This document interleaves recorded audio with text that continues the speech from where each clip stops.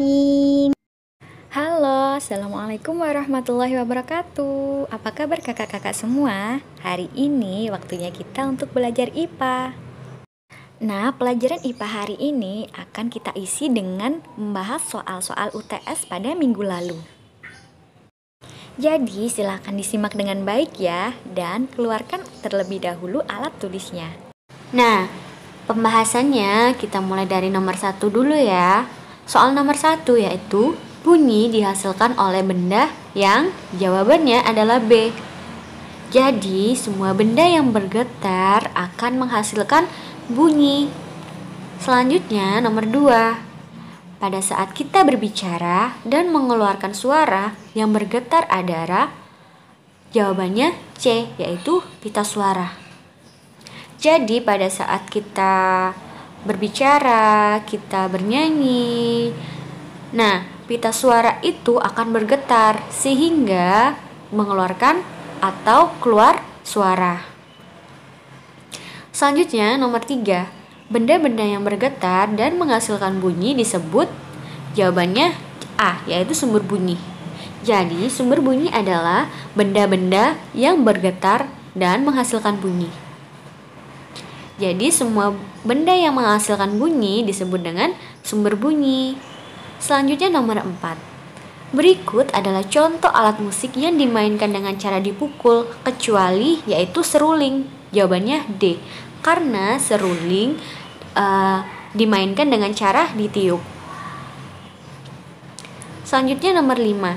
Frekuensi bunyi yang dapat didengar oleh manusia yaitu jawabannya C, yaitu 20 hingga 20.000 Hz. Jadi frekuensi bunyi terbagi menjadi 3, yaitu infrasonik, audiosonik, dan juga ultrasonik. Dan yang dapat didengar oleh manusia yaitu frekuensi bunyi jenis audiosonik dengan frekuensi 20 hingga 20.000 Hz. Selanjutnya yaitu nomor 6.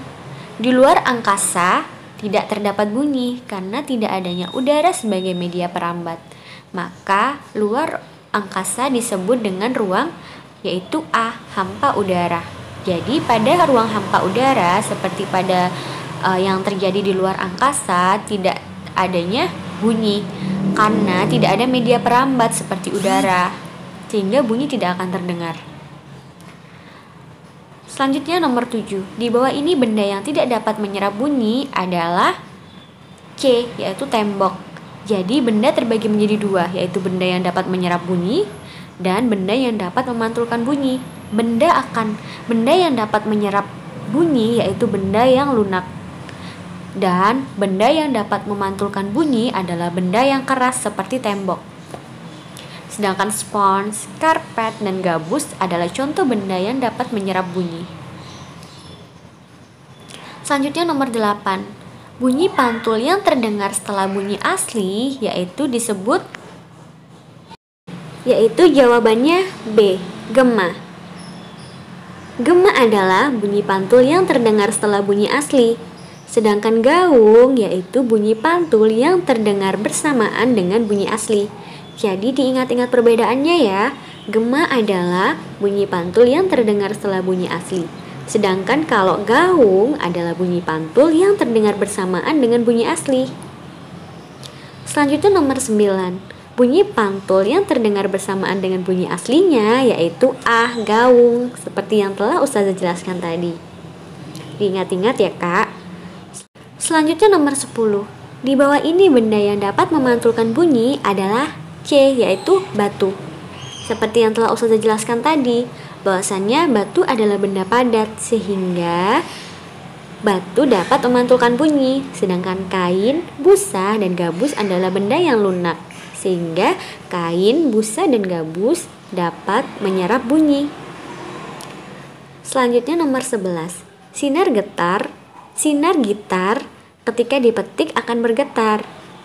Getaran yang dihasilkan akan merambat melalui udara dan akan ditangkap oleh daun telinga. Jadi daun telinga berfungsi untuk menerima getaran atau menangkap suara.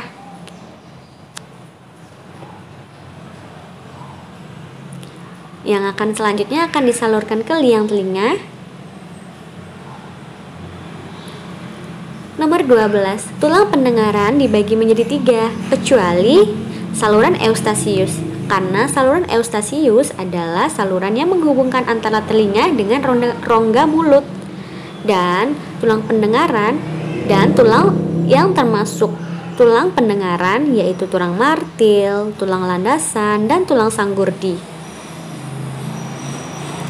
Selanjutnya nomor 13.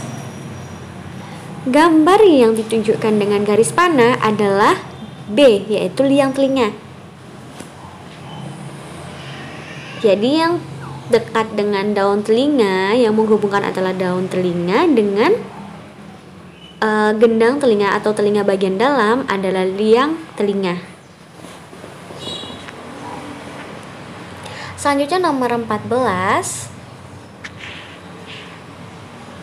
Gambar yang ditunjukkan dengan garis panah, perhatikan, yaitu A, gendang telinga. Jadi bentuk yang seperti gendang yang berada di dalam telinga itu disebut dengan gendang telinga. Selanjutnya nomor 15. Gambar yang ditunjukkan dengan garis panah, perhatikan, gambar yang ditunjukkan dengan garis panah memiliki bentuk seperti rumah siput dan bagian ini dinamakan dengan D jawabannya, yaitu rumah siput.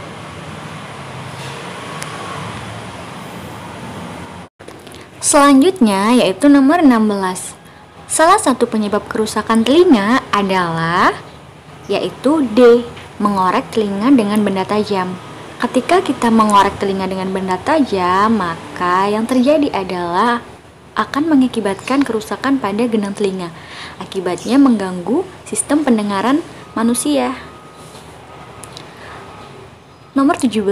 Apabila telinga tidak dapat mendengar karena adanya gangguan pada penghantaran getaran suara, merupakan gejala penyakit tuli, yaitu A. Ketika seseorang mengalami penyakit tuli, maka dia akan mengalami gangguan pendengaran seperti menurunnya sistem pendengaran atau tidak dapat mendengar bunyi atau suara. Nomor 18. Bagian telinga yang menghubungkan rongga telinga dan rongga mulut adalah D, saluran eustasius. Nomor 19, berikut ini yang bukan termasuk media perantara bunyi adalah C, hampa udara. Jadi, media perantara bunyi ada 3, yaitu benda cair, benda padat, dan benda gas. Nah, ruang hampa udara adalah ruang yang tidak terdapat udara atau tidak terdapat media penghantar suara, sehingga bunyi tidak akan terdengar pada ruangan tersebut. Nomor 20. Manfaat memasang karpet pada bioskop adalah untuk mencegah pemantulan bunyi. Nah, karpet merupakan benda lunak sehingga tidak dapat memantulkan bunyi. Dan sebaliknya, karpet akan menyerap bunyi sehingga bunyi di dalam bioskop tidak memantul hingga ke luar ruangan. Nomor 21. Proses pembuatan makanan oleh tumbuhan hijau dengan bantuan sinar matahari disebut dengan proses yaitu B, fotosintesis. Jadi proses fotosintesis yaitu proses pembuatan makanan oleh tanaman atau tumbuhan hijau dengan bantuan sinar matahari. Nomor 22. Parasut adalah payung udara atau payung besar yang digunakan untuk terjun dari pesawat terbang. Cara kerja parasut yaitu dengan A, memanfaatkan keberadaan udara. Jadi, payung udara atau payung terbang hanya dapat terbang jika adanya udara. Nomor 23. Semakin kencang tiupan angin, maka baling-baling kincir angin akan berputar semakin C, yaitu cepat. Jika semakin lambat atau semakin kecil tiupan angin, maka baling-baling kincir angin akan berputar semakin lambat. Namun sebaliknya, jika semakin cepat atau semakin kencang tiupan angin, maka baling-baling kincir angin akan berputar semakin cepat. Nomor 24. Lampu listrik yang sering digunakan merupakan contoh pemanfaatan perubahan energi, yaitu energi listrik menjadi energi cahaya. Jadi lampu listrik yang ada di rumah maupun yang sering kita jumpai merupakan contoh perubahan energi listrik menjadi energi cahaya. Nomor 25. Alarm merupakan energi listrik atau energi kimia yang berubah menjadi energi, yaitu B, bunyi. Karena alarm ketika menyala akan menghasilkan bunyi. Nomor 26. Sepeda motor merupakan contoh perubahan energi, yaitu energi kimia menjadi energi gerak. Karena energi sepeda motor membutuhkan bensin, sehingga bensin termasuk energi kimia, sehingga perubahan yang terjadi adalah energi kimia menjadi energi gerak. Tanpa adanya bensin atau tanpa adanya energi dalam sepeda motor, maka sepeda motor tersebut tidak akan bisa bergerak. Nah, nomor 27. Rice cooker atau alat penanak nasi merupakan contoh perubahan bentuk energi, yaitu energi listrik menjadi energi panas atau D. Jadi rice cooker atau alat penanak nasi yang berada di rumah merupakan contoh perubahan energi listrik. Jadi harus dicolokkan dulu ke listrik, kemudian dia akan bisa menghasilkan energi panas untuk menanak nasi. Nomor 28. Kipas angin merupakan contoh perubahan bentuk energi, yaitu A, energi listrik menjadi energi gerak. Karena ketika listrik dicolokkan ke sumber energi listrik, maka dia akan bergerak dan menghasilkan angin. Nomor 29. Senter yang menggunakan baterai merupakan contoh perubahan bentuk energi, yaitu energi kimia menjadi energi cahaya. Karena baterai merupakan contoh dari energi kimia, jadi perubahan bentuknya yang dihasilkan adalah energi kimia menjadi energi cahaya. Nomor 30. Jam dinding merupakan contoh perubahan bentuk energi. Nah, jawabannya adalah C, energi kimia menjadi energi gerak. Mengapa energi kimia? Karena jam dinding dapat menyala atau dapat bergerak jika adanya baterai. Nah, baterai termasuk energi kimia. Dan yang dihasilkan adalah energi gerak karena jam dinding akan berputar. Nomor 31. Berikut ini adalah contoh pemanfaatan energi listrik kecuali, yaitu D, proses pengeringan ikan oleh nelayan. Karena proses pengeringan ikan oleh nelayan membutuhkan energi matahari atau energi panas dari matahari. Sedangkan menyalakan televisi, menyetrika baju, dan menyalakan lampu listrik pada malam hari termasuk contoh pemanfaatan energi listrik. Nomor 32. Peristiwa adanya aliran listrik yang melalui tubuh manusia disebut dengan D, tersetrum. Nomor 33. Berikut ini yang harus dihindari saat pemakaian listrik adalah memasukkan tangan ke stop kontak. Jadi ketika memasukkan tangan ke stop kontak, dikhawatirkan akan terjadi peristiwa tersetrum, yaitu adanya aliran listrik yang melalui tubuh manusia, sehingga sangat berbahaya bagi keselamatan manusia. Nomor 34.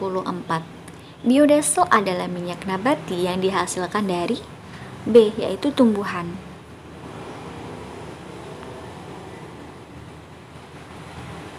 Selanjutnya, biogas merupakan bahan bakar yang dihasilkan dari, yaitu D, kotoran hewan. Jadi, biodiesel dan biogas sangat bermanfaat bagi manusia dan dapat digunakan sebagai pengganti bahan bakar minyak. Selanjutnya nomor 36. Di bawah ini kendaraan yang tidak membutuhkan bahan bakar minyak adalah B, yaitu sepeda. Karena sepeda bisa dikendarai tanpa adanya bahan bakar minyak. Nomor 37. Prinsip kerja sel surya yaitu dengan memanfaatkan energi C yaitu sinar matahari. Nomor 38. Penghasil energi gerak secara alami yaitu A. Angin. Karena angin dapat memutar kincir angin atau memutarkan benda-benda di sekitar kita seperti tanaman atau lainnya, sehingga angin merupakan penghasil energi gerak secara alami. Nomor 39. Untuk mengeringkan baju diperlukan energi yaitu D, energi panas. Nah, energi panas ini bisa dihasilkan dari energi matahari. Nomor 40. Benda berikut yang merupakan perubahan energi listrik menjadi energi bunyi yaitu B. Radio. Karena blender merupakan contoh energi listrik menjadi energi gerak, AC merupakan contoh energi listrik menjadi energi gerak, dan kulkas merupakan contoh energi listrik menjadi energi bunyi atau energi dingin atau energi panas. Selanjutnya 41. Jangan menyalakan alat-alat listrik apabila kabelnya terkelupas atau dalam keadaan A, yaitu basah. Karena ketika kabel dalam keadaan basah dan terkelupas, maka dapat memperbesar terjadinya kemungkinan tersetrum. Nomor 42. Tenaga air dapat dimanfaatkan sebagai sumber energi gerak pada D, yaitu perahu. Nomor 43. Berikut yang merupakan sumber energi panas adalah A. Api unggun. Karena api unggun bisa menghasilkan api atau harus dibakar terlebih dahulu, sehingga energi yang dihasilkan adalah energi panas. Selanjutnya nomor 44. Kekurangan dari penggunaan sumber energi alternatif yaitu dipengaruhi oleh musim seperti air dan angin dan matahari. Apabila musim kemarau panjang, maka energi alternatif yang dihasilkan lebih banyak dari matahari. Kemudian ketika hujan, energi alternatif yang banyak dihasilkan yaitu dari air. Selanjutnya nomor 45. Berikut yang termasuk sumber energi alternatif adalah C. Matahari.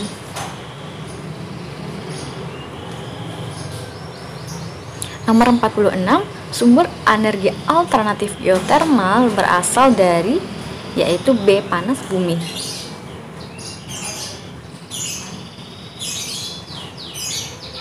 Selanjutnya nomor 47. Benda-benda berikut yang tidak berhubungan dengan energi angin adalah A. Radio. Karena radio berasal dari energi listrik maupun energi kimia, sehingga yang berhubungan dengan energi angin adalah layang-layang, kincir angin, dan perahu layar. Nomor 48. Energi alternatif sangat dipengaruhi oleh musim. Energi yang melimpah saat musim kemarau adalah D. Matahari, seperti yang telah Ustazah jelaskan tadi. Nomor 49. Hasil pengolahan bahan bakar fosil yang digunakan untuk menggerakkan truk dan bus adalah solar atau B. Jadi, truk dan bis atau bus dapat bergerak dengan adanya bahan bakar solar. Selanjutnya nomor 50. Tujuan pemasangan sel surya di atap rumah yaitu agar banyak menyerap energi matahari yang kemudian akan diubah menjadi energi listrik, yaitu A. Nah, sekian pembahasan soal pada hari ini. Semoga bisa bermanfaat, semoga bisa menambah pengetahuan kakak-kakak semua dan lebih berhati-hati dalam menjawab soal ujian selanjutnya ya. Terima kasih. Wassalamualaikum warahmatullahi wabarakatuh.